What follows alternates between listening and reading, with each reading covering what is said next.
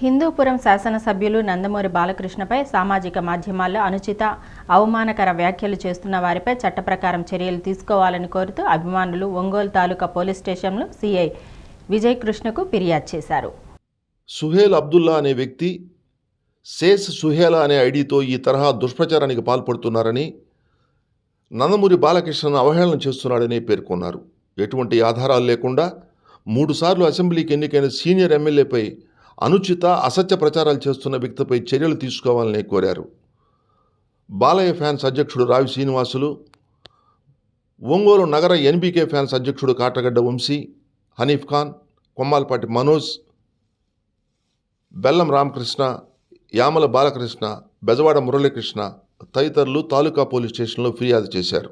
నందమూరి బాలకృష్ణ గారు అనేక సేవా కార్యక్రమాలు చేస్తూ ఉంటే అటు బసవతారకం హాస్పిటల్ కావచ్చు, ఇటు ఎమ్మెల్యేగా 3 సార్లు కావచ్చు, ఇటు సినిమా ఇండస్ట్రీలో కావచ్చు, ఆల్రెడీ పద్మభూషణ్ కూడా తీసుకుని ఉన్నారు.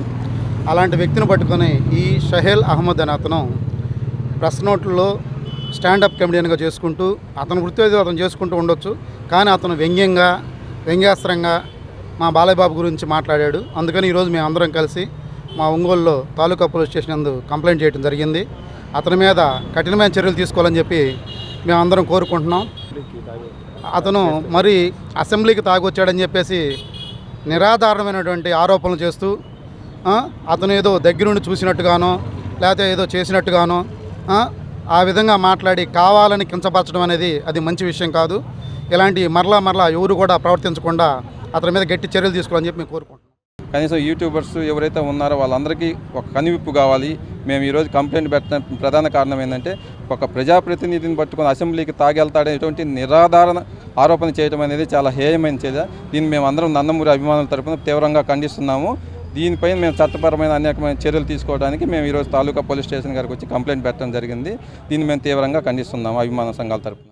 గౌరవ శాసనసభ్యుని మీద, కేంద్ర ప్రభుత్వ పద్మభూషణ్ గ్రహీత మీద అలా హేళనగా, అవమానకరంగా, నిరాధారంగా అసెంబ్లీకి తాగి వచ్చాడని చెప్పడం చాలా తీవ్రమైన ఆరోపణ. అది అసెంబ్లీ స్పీకర్ కానీ, అసెంబ్లీ గౌరవ కార్యదర్శి కానీ వారు తాగి వచ్చినట్టుగా లేదంటే ఇతరత్ర కానీ ఎక్కడ చెప్పబడలేదు.